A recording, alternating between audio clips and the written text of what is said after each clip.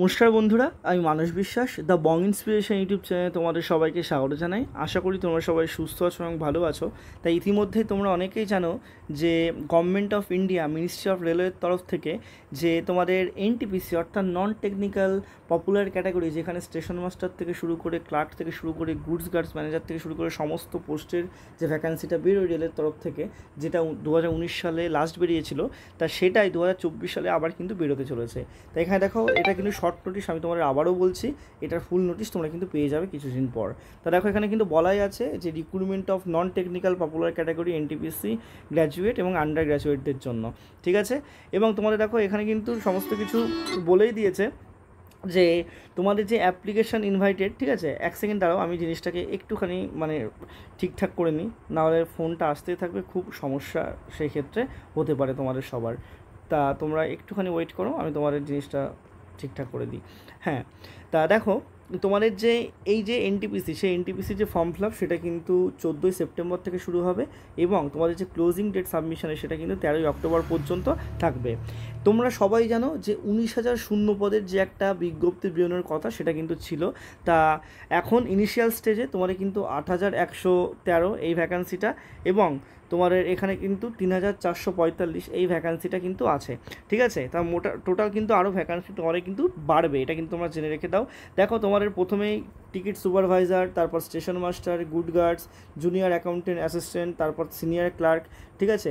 Level 7-এর তোমাদের CPC 6-এর যে তোমার কত টাকা ইনিশিয়াল পে হবে, অর্থাৎ বেসিক পে হবে ইনিশিয়াল, মানে এটা কিন্তু বলে দিয়েছে। মেডিকেল স্ট্যান্ডার্ড কত হবে, এজ কত হবে 18 থেকে 36 বছর পর্যন্ত, এইগুলো কিন্তু বলে দিয়েছে।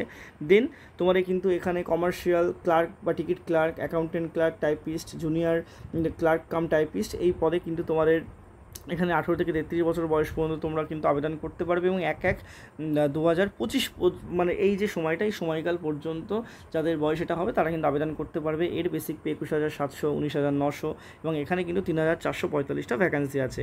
এবং একটা কথা তোমাদের বলে দিয়েছে যে আপার এজ লিমিট, এটা কিন্তু 3 বছর রিল্যাক্সেশন দেওয়া হবে কোভিড-19 পিরিয়ডের এই যে ভয়াবহতার জন্য। এবং তোমাদের এখানে বলে দিয়েছে, দেখো, মেডিকেল স্ট্যান্ডার্ড A2 B3 এইগুলো কী কী সব তোমরা দেখে নিতে পারো। কোয়ালিফিকেশান, এসেনশিয়াল কোয়ালিফিকেশান কী হবে সেটা তোমাদের কিন্তু ডিটেলস নোটিফিকেশানে বলে দেওয়া হবে। SC STর জন্য যে রিজার্ভেশন থাকে, সেটাও তোমাদের ডিটেলস নোটিফিকেশানে বলে দেওয়া হবে। এবং তোমাদের সিবিটি পরীক্ষা কিন্তু হবে, এর আগেও সেটা হয়েছিল। জেনারেলদের জন্য তোমাদের কিন্তু এখানে 400 টাকা করে লাগবে, এবং SC ST OBCদের জন্য, PWDদের জন্য কিন্তু 250 টাকা লাগবে, ঠিক আছে, তোমাদের যে ফর্ম ফিল আপের চার্জ। কিন্তু তোমরা যারা পরীক্ষা দেবে, সিবিটি পরীক্ষা অ্যাটেন্ড করবে, তাদের কিন্তু এই টাকাটা কিন্তু সবাই রিফান্ড পেয়ে যাবে, ঠিক আছে।